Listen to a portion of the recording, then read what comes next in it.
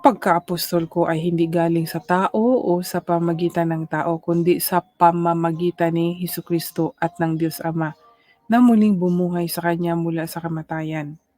Yan po mga kaibigan. Tandaan po natin kung paano po naging apostol si Pablo. Sa pamamagitan ni Hesukristo at ng Diyos Ama na muling bumuhay sa Kanya mula sa kamatayan.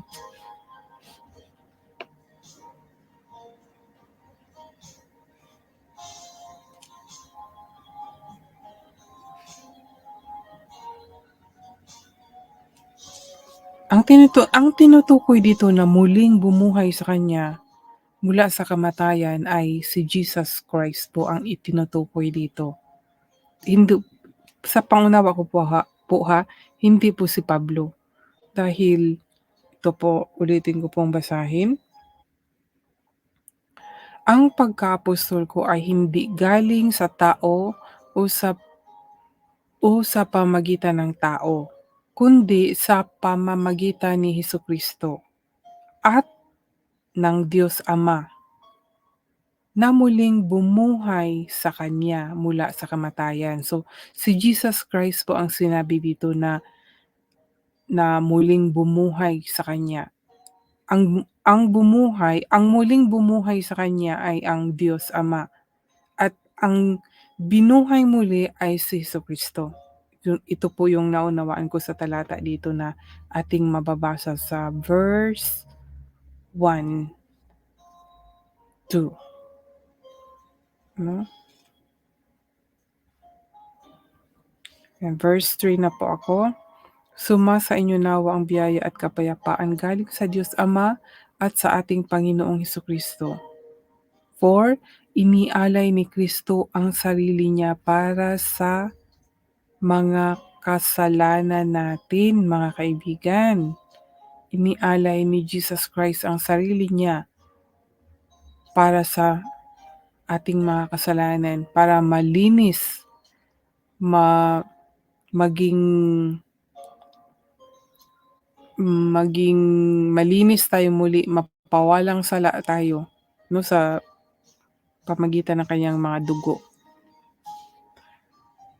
Ayon sa kalooban ng ating Diyos Ama, ginawa niya ito para mailigtas tayo sa kasamaan nitong kasalukuyang mundo. Nitong kasalukuyang mundo ay sobra pong masama na. No? Purihin natin ang Diyos magpakailanman. Amen. So dito po sa verse 6, nagtaka ako dahil sa dali ninyong tumalikod sa Diyos na tumawag sa inyo sa pamamagitan ng biyaya ni Kristo. Bumaling kayo sa ibang magandang balita na hindi naman totoo. Ayan mga kaibigan, sino ba dyan ang bumaling sa ibang sekta dahil naengganyo sa magagandang ibinalita na hindi naman totoo? Ang totoo, walang ibang magandang balita. Yan po ang sabi, no? Nasabi ko na ito dahil may mga taong nanggugulo sa inyo at gusto nilang baluktutin ang magandang balita tungkol kay Kristo. Si Kristo lang naman ang magandang balita talaga para sa akin po mga kaibigan.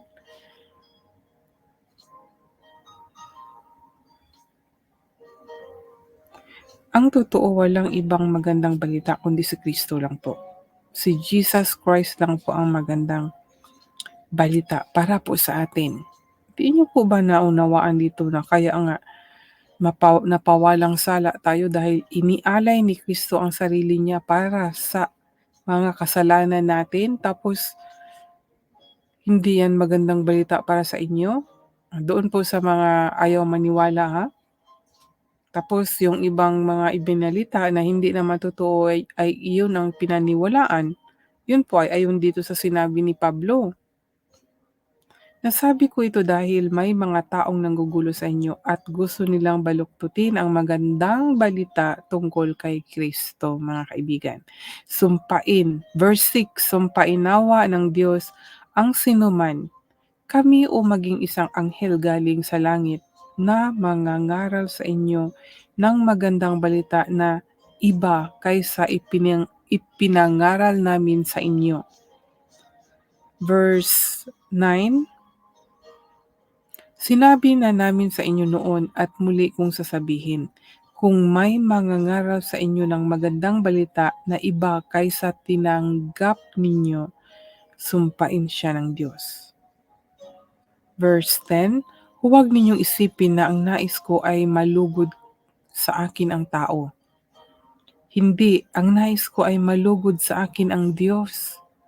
Kung ang ikalulugod ng tao ang hinahanap ko, hindi ako tunay na lingkod ni Kristo. Amen. Kaya alam niyo po mga kaibigan, maraming galit kay Pablo dahil puro katotohanan po yung mga sinabi niya, katotohanan tungkol po kay Jesus Christ. Kaya nagagalit po sila. Ayaw po nilang makinig tungkol po sa magandang balita para kay Jesus Christ.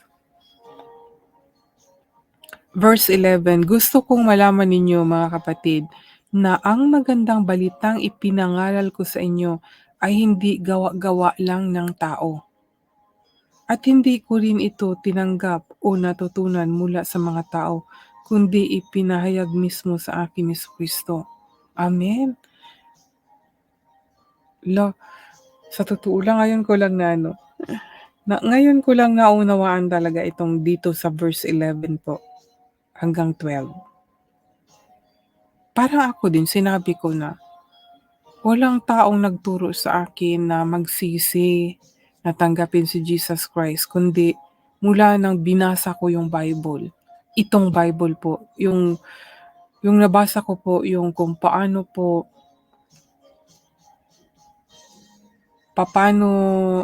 pinako si Jesus Christ, paano niya binitbit yung cross, pasan-pasan yung cross. Pasan pala, hindi bitbit. Pinasan niya yung cross at yung nilatigo siya. Yun po yung nabasa ko na doon ko po naramdaman yung pag-ibig niya sa akin. At nagsisisi po ako. Wala pong taong nagsabi sa akin na magsisi ka or magbalita ka sa salita ng Diyos or basahin mo ang mga nakasulat sa Biblia at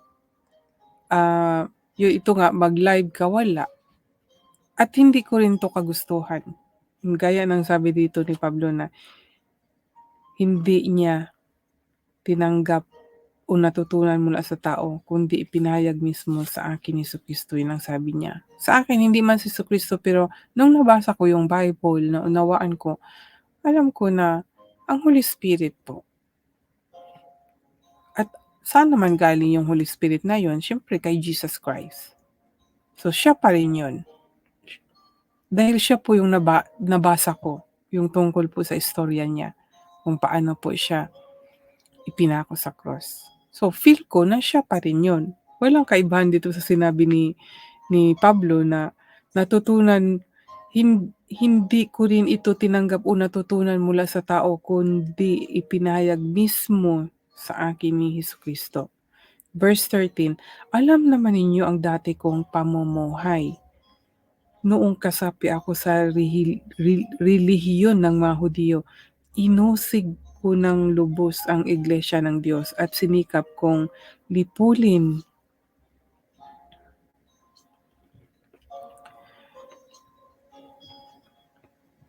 So yan mga kaibigan,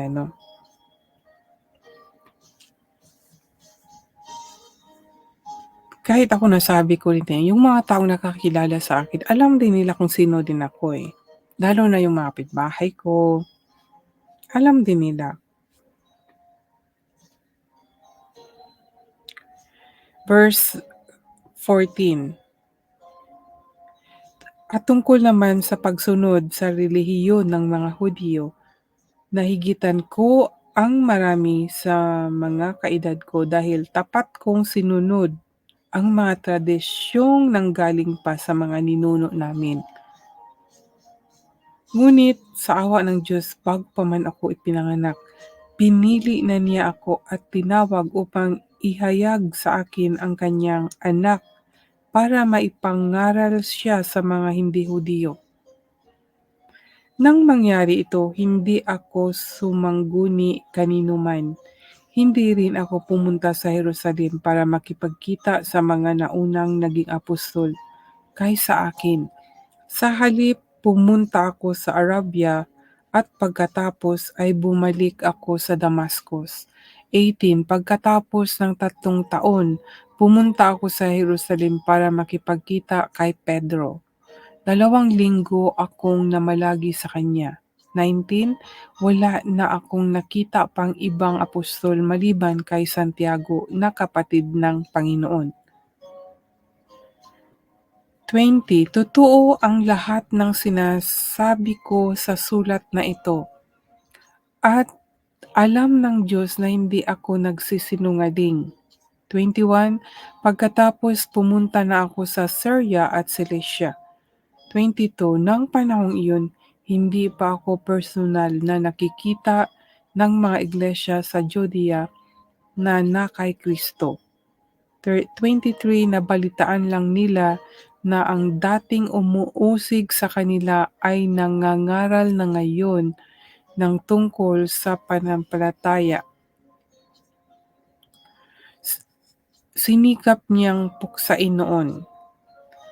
24. Kaya pinapurihan nila ang Diyos dahil sa ginawa niya sa akin.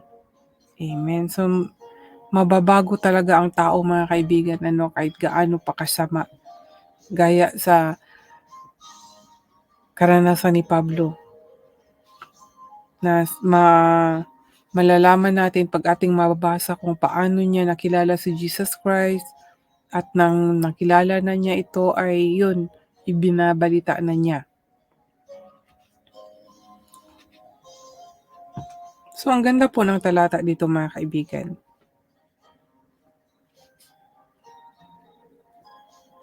Ngayon nandito na ako sa Kabanata 2 mula sa sulat ni Pablo sa mga taga-Galacia, versikulo mula 1 hanggang 21, mga kaibigan. So, Galatia chapter 2 verse 1 to 21. Okay, basahin ko po. Pagkatapos, unang bersikulo, pagkatapos ng 14 na taon, pumunta ulit ako sa Jerusalem kasama ko sina Barnabe at Tito. 2, bumalik ako dahil nangusap sa akin ang Diyos na dapat akong pumunta roon. Nakipagkita ako ng sarilinan sa mga pinuno ng iglesia at ipinaliwanag ko sa kanila ang magandang balita na ipinangaral ko sa mga hindi Hudiyo. Ginawa ko ito para masiguro ko na hindi masasayang ang mga pinagpaguran ko noon hanggang ngayon. 3, nalaman kong sang-ayon sila sa ipinangangaral ko dahil hindi nila pinilit na magpatuli ang kasama kong si Tito kahit hindi siya Hudiyo. Lumabas ang usapin tungkol sa pagtutuli dahil sa ilang mga nagpapanggap na mga kapatid na nakisalamuha sa atin para sirain ang kalayaang natamo natin kay Kristo Jesus. At gawin ulit tayong alipin ng kautusan ni Moises. So tayo, mga kaibigan, wala na po tayo sa kautusan ni Moises, hindi na tayo alipin. Yung pagsunod ng 10 Commandments,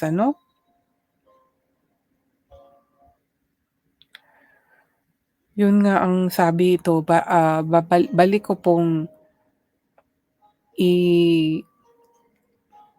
ipahayag, mga kaibigan, yung sa nalalaman ko lang po, yung tungkol sa 10 Commandments. Sa ngayon po, nagkaroon na po tayo ng kalayaan dahil pinalaya na po tayo ni Jesus Christ. Doon po sa mga kautusan yung 10 Commandments. Dahil doon sa 10 Commandments, yung kay Moises, ang sinabi doon na sundin natin 'yon para mapawalang sala tayo, 'di ba? Pero wala kasing nakasunod nun na perpekto. Kaya iniba yun. Sa naunawaan ko po, iniba yun ni Jesus Christ, hindi yun nawala, pero iniba lang na ang sinabi kung ating mabasa doon sa Efeso na ang sabi sa Efeso po, basahin po natin para atin pong maunawaan ano. Efeso Kabanata 2, versikulo 8, sabi dito, dahil sa biyaya ng Diyos na ligtas kayo nang sumampalataya kayo kay Kristo. So naligtas tayo nang sumampalataya tayo kay Kristo. Kung meron tayong faith kay Jesus, naligtas tayo, saved tayo dahil po sa biyaya, grace.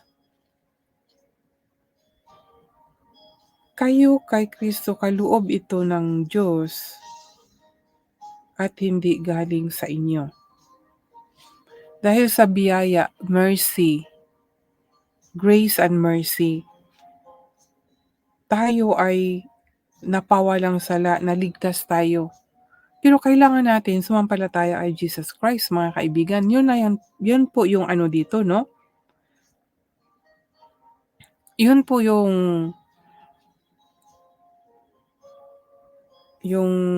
ano, sundin or gawin natin na